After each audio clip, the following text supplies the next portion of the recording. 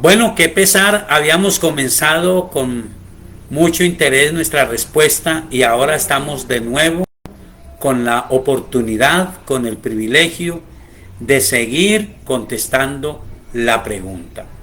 Y basados en Primera de Tesalonicenses capítulo 4, estamos diciendo que la iglesia primitiva tomó muy en serio las palabras del Señor Jesucristo. En San Juan capítulo 11, cuando él fue a visitar a su amigo Lázaro que había muerto, él dijo a sus apóstoles: nuestro amigo Lázaro duerme. Y ellos dijeron: si está dormido es fácil. Y él dijo: no, él está muerto. Pero luego ellos entendieron: el que cree en Cristo, dijo él, yo soy la resurrección y la vida. El que cree en mí, aunque esté muerto, vivirá. Porque hay una expectativa, porque los que mueren en el Señor Jesucristo están a la espera de ese acontecimiento profético que llamamos el arrebatamiento. La segunda venida de Cristo para los estudiosos se compone de dos aspectos, dos partes muy distantes la una de la otra. Uno es el arrebatamiento de la iglesia, que no es percibido, no es conocido, no es vivido, sino únicamente por la iglesia del Señor Jesucristo. Son aquellas personas que han muerto en el Señor, que han dado su vida a Jesucristo y mueren, como cualquiera de nosotros puede hacerlo. Pero en el momento del arrebatamiento, cuando empieza el misterio del fin, muchos de nosotros no habremos muerto.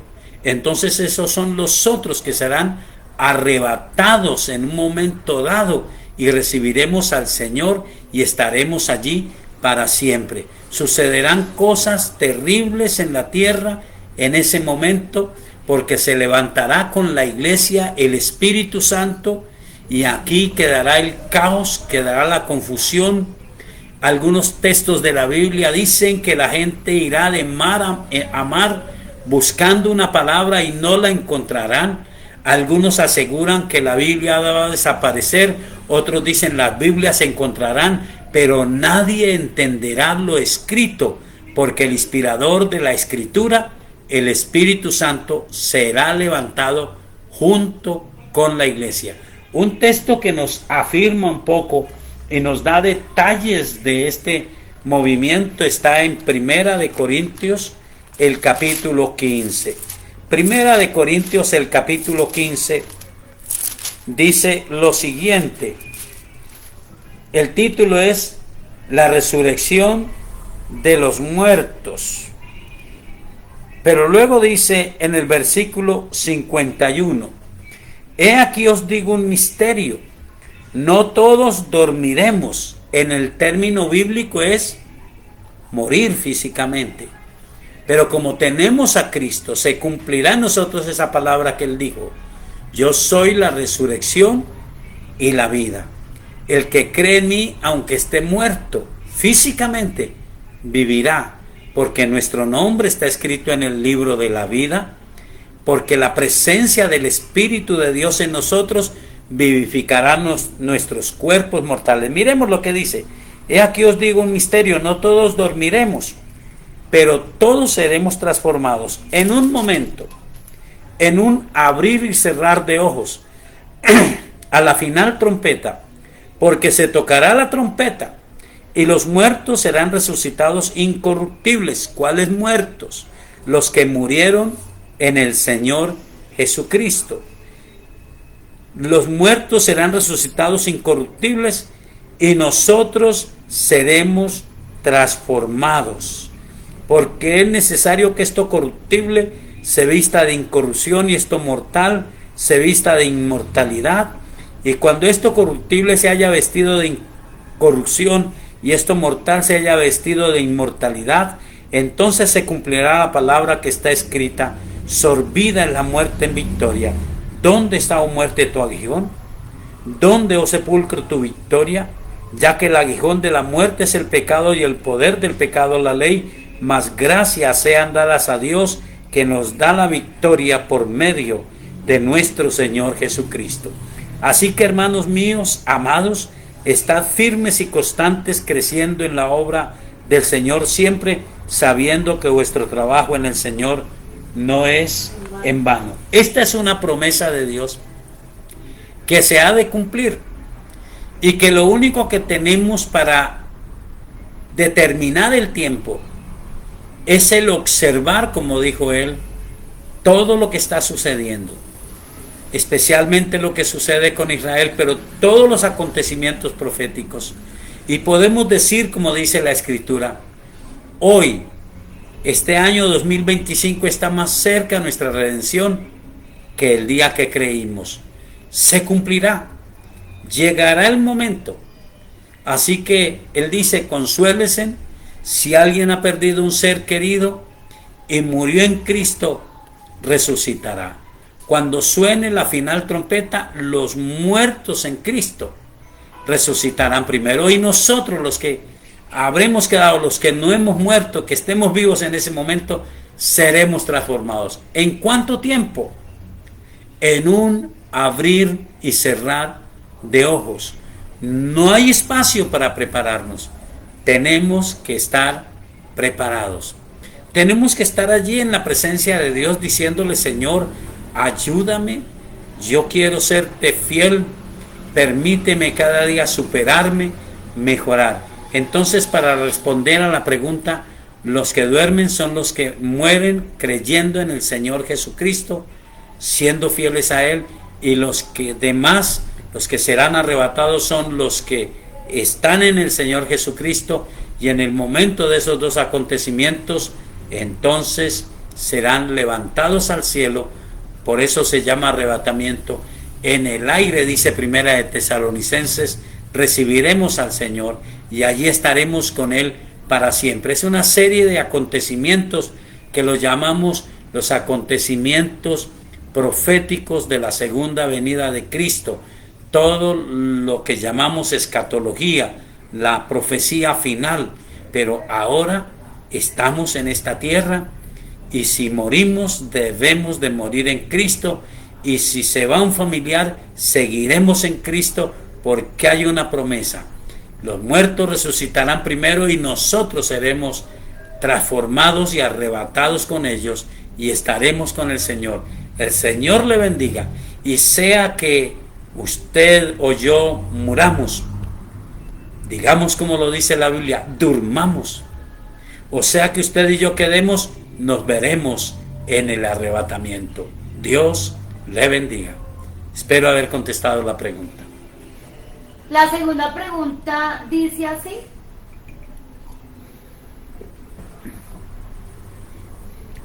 para permanecer en la palabra, sabemos que es necesario leerla cotidianamente.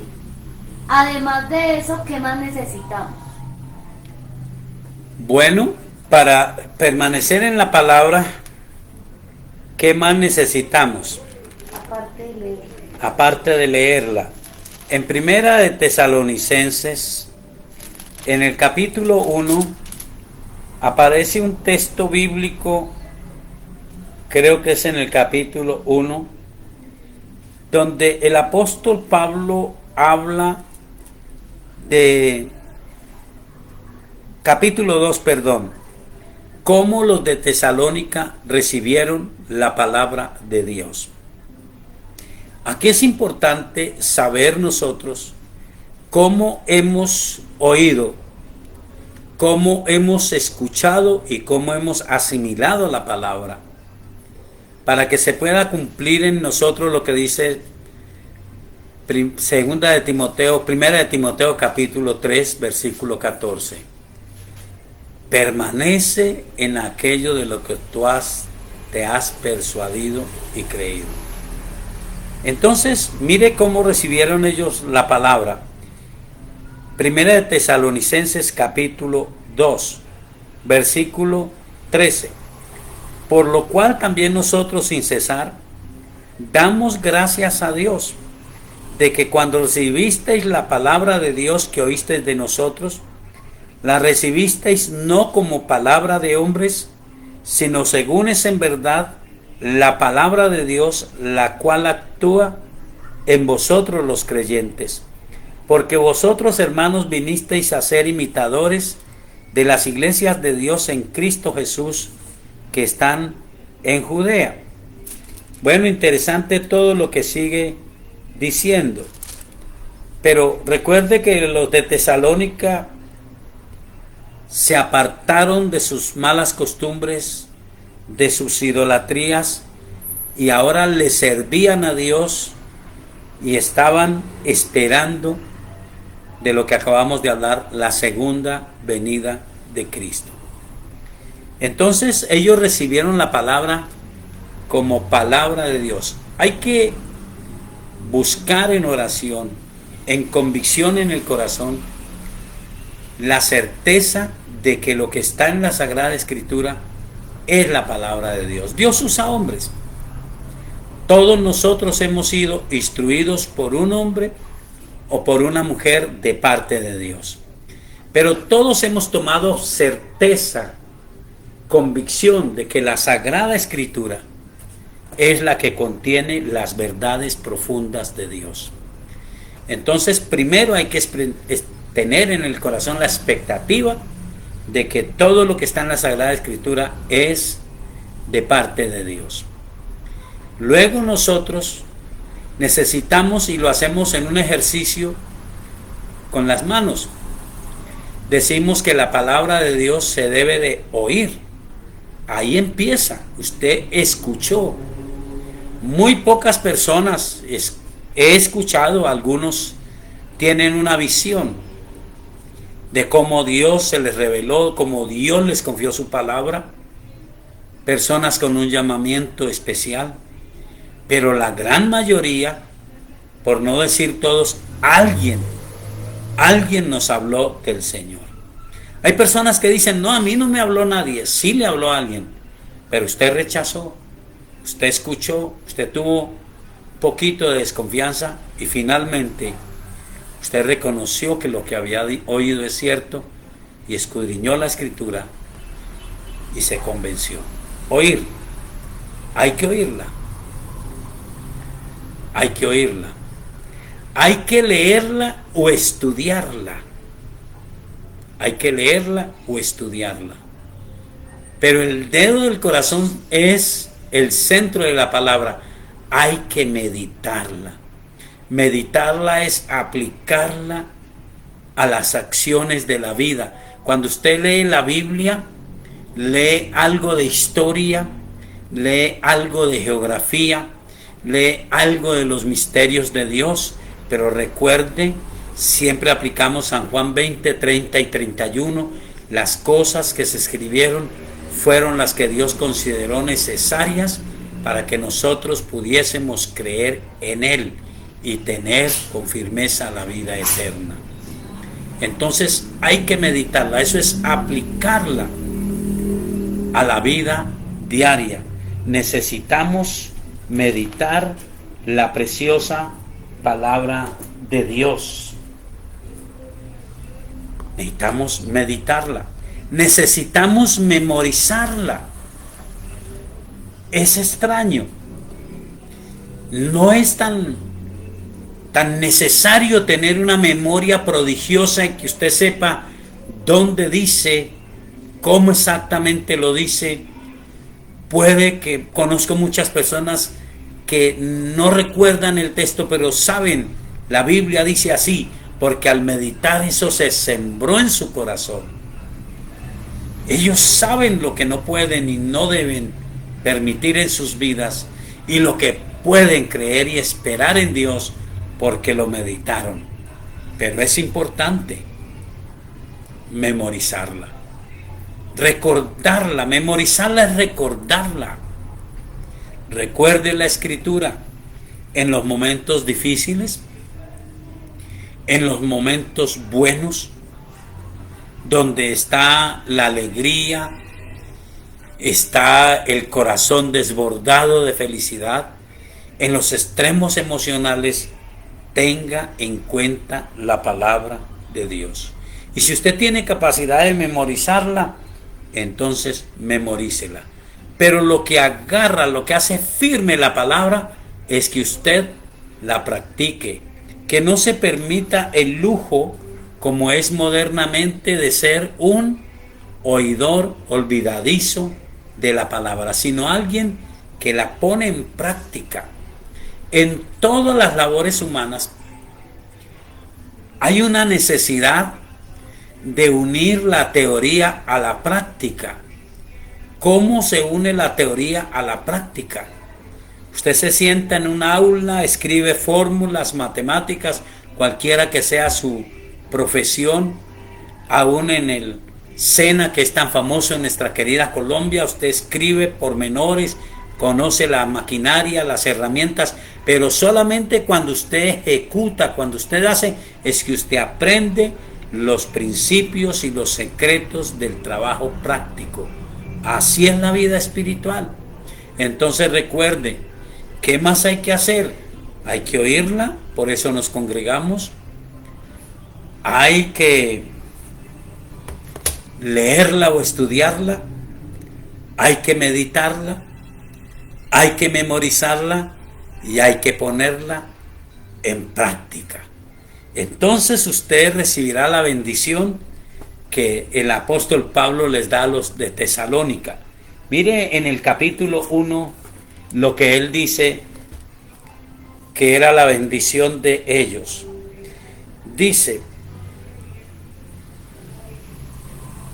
porque partiendo de vosotros, versículo 8, porque partiendo de vosotros ha sido divulgada la palabra del Señor, no solo en Macedonia y Acaya, sino que también en todo lugar vuestra fe en Dios se ha extendido, de modo que no tenemos necesidad de hablar nada, porque ellos mismos cuentan de nosotros la manera en que nos recibisteis y cómo os convertisteis de los ídolos a Dios, para servir al Dios vivo y verdadero y esperar de los cielos a su Hijo, al cual resucitó de los muertos, a Jesús, quien nos libra de la ira venidera.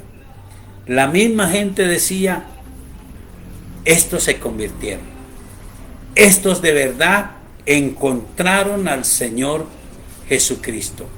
Son diferentes, no solamente tienen una religión diferente, pueden decir, tienen una vida diferente, ya no les sirven a los ídolos, ahora les sirven a Dios y están esperando con certeza la segunda venida de Cristo. Que se diga eso de usted. Dios le bendiga. Espero haber respondido su pregunta. La siguiente pregunta dice: ¿por qué es necesario leer la Biblia en orden?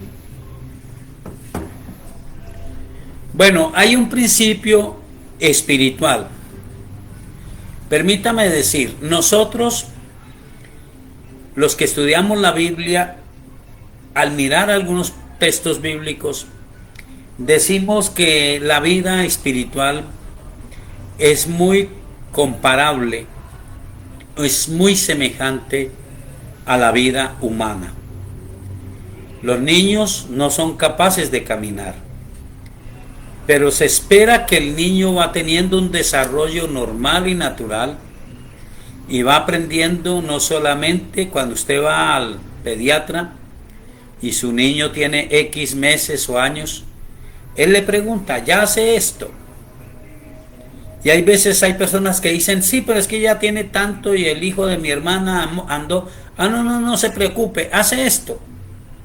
Y él le revisa las piernas y dice: no se preocupe, va bien, porque a esta edad él ya debe de hacer esto. Tiene que haber un crecimiento espiritual. Empezamos como niños en Cristo Jesús, dependiendo de quien nos enseña. Por eso es importante para nosotros ser honestos en lo que hacemos y para usted fijarse bien a quién escucha. No escuche a cualquiera. No ponga su cabeza a cualquiera para que ore por usted. Reconozca a su pastor, a su pastora, donde Dios le ha colocado. Si no tiene un pastor, no tiene una pastora, porque usted se cambió de ciudad, porque alguna cosa rara pasó por circunstancias de la vida, órele a Dios y busque una iglesia de sana doctrina y esté allí para crecer, porque hay un desarrollo en la vida espiritual. Parece que no tuviera nada que ver con la pregunta, pero la Biblia nos habla a nosotros y nos dice en varios textos bíblicos acerca de la niñez espiritual. Y lo primero que nos muestra o que queremos ver nosotros está en Primera de Pedro, en el capítulo 2. Primera de Pedro, el capítulo 2, es lo primero que queremos ver. Primera epístola del apóstol Pedro, el capítulo 2. Y está hablando de nosotros en el comienzo de la vida cristiana. Dice, desechando pues toda malicia, todo engaño, hipocresía, envidias y todas las detracciones, desead como niños recién nacidos la leche espiritual no adulterada, para que por ella crezcáis para salvación, si es que habéis gustado la benignidad del Señor. La Biblia habla entonces de desear la leche espiritual no adulterada. ¿Sabe cuál es el misterio? Si usted toma un bebé, y bueno, aquí en el Quindío había un médico que defendía esa idea y algunos decían que tenía mucha razón. Pero si usted está apagado esto. Si usted tiene un bebé y usted le da a ese bebé alimentos que no se compadecen de su edad, es decir, le da frijoles, le da carne, usted lo puede matar. Entonces, en razón a eso es que en las iglesias hay una orientación y se le dice a la persona recordando las palabras del Señor Jesucristo. Juan 5:39 dice, escudriñad las escrituras, porque a vosotros os parece que en ellas tenéis la vida eterna y ellas son las que dan testimonio de mí. Entonces lo básico de la escritura no es entender misterios, es afirmar nuestra vida espiritual en el Salvador, que es el Señor Jesucristo, con todo lo que Él nos enseñó. Entonces las iglesias aconsejan, por bien suyo, llegará el momento en que usted se meta en los temas proféticos. Llegará el momento en que usted quiera conocer lo que algunos llaman misterios de la Escritura. Leer el Apocalipsis. Pero llenarse de terror, comenzar a hacer conjeturas, a interpretar lo que a veces no se entiende, ahora lo miraremos, pero no encontrar la sencillez de la salvación y de la bendición en el Señor Jesucristo, eso lleva a un desarrollo. Entonces tiene que haber un orden. El orden sencillo que compartimos por lo menos en nuestra querida iglesia es que comenzamos leyendo uno de los evangelios.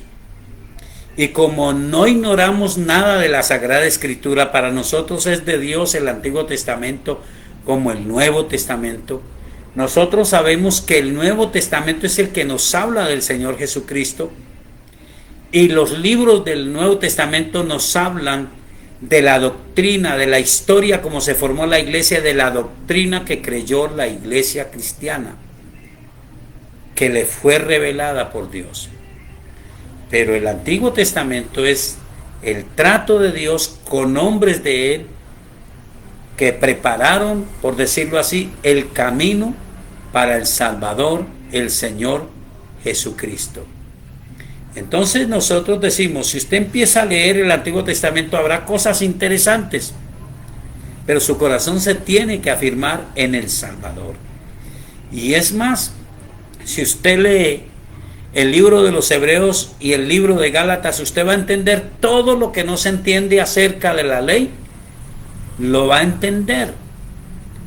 porque va a encontrar que Jesucristo es el mediador de un nuevo pacto. Hay un nuevo pacto en el Señor Jesucristo, hecho por su sangre preciosa, y en el cual hay revelaciones y hay algunas ordenanzas que no son las mismas del Antiguo Testamento. Las que están en el Antiguo Testamento, dice la Biblia, son figura y son sombra. Entonces nada más eso algunos los puede dejar pensando, ay, ¿eso qué es? Lea según la dirección de su iglesia, si usted es una persona nueva, acerca del Señor Jesucristo. Y luego entonces sí es importante y necesario leer toda la Biblia en orden. Hay muchas maneras de estudiar la Biblia, pero nosotros decimos primero hay que saber qué es la edad espiritual en que estamos. ¿Ya entiende usted bien la doctrina? Mire, en la misma epístola, creo yo, de Primera de Pedro, es en la segunda de Pedro, en el capítulo 3, el apóstol Pedro, por el Espíritu Santo, dice lo siguiente.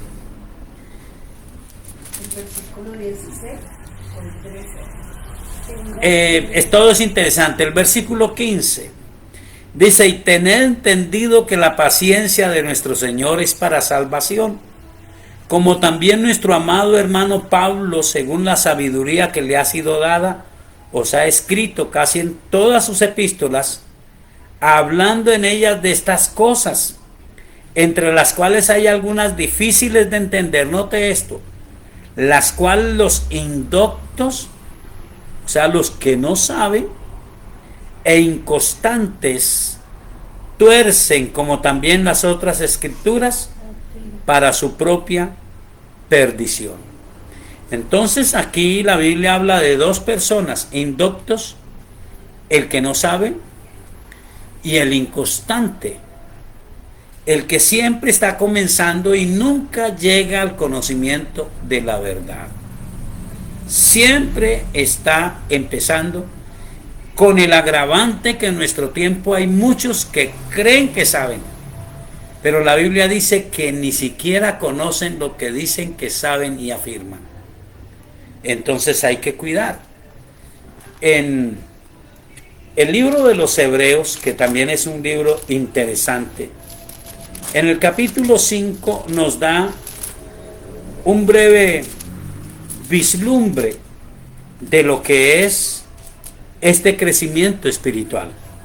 Empieza en el capítulo 5, versículo 11, y se extiende hasta el 6. Recuerde que en el original la Biblia no estaba en capítulos y versículos, eran pergaminos. Pero los hombres de Dios, sin ninguna mala intención, al contrario, queriendo facilitar el estudio de la palabra de Dios, la establecieron en capítulos y versículos para facilitar el estudio. Entonces a veces el contexto de una frase está en el capítulo siguiente, está en todo el libro, o a veces está en otro libro de la Biblia, pero la Biblia es el mejor intérprete de ella misma.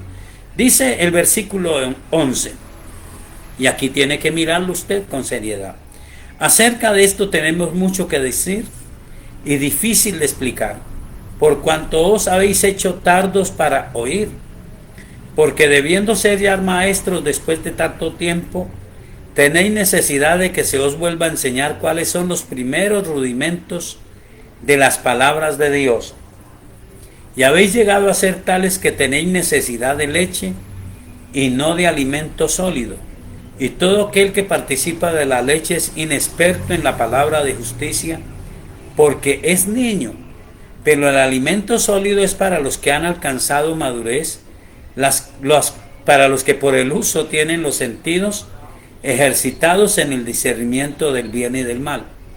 Por tanto, dejando ya los rudimentos de la doctrina de Cristo, vamos adelante a la perfección, no echando otra vez el fundamento del arrepentimiento, de obras muertas, de la fe en Dios, de la doctrina de bautismos, de la imposición de las manos, de la resurrección de los muertos y del juicio eterno.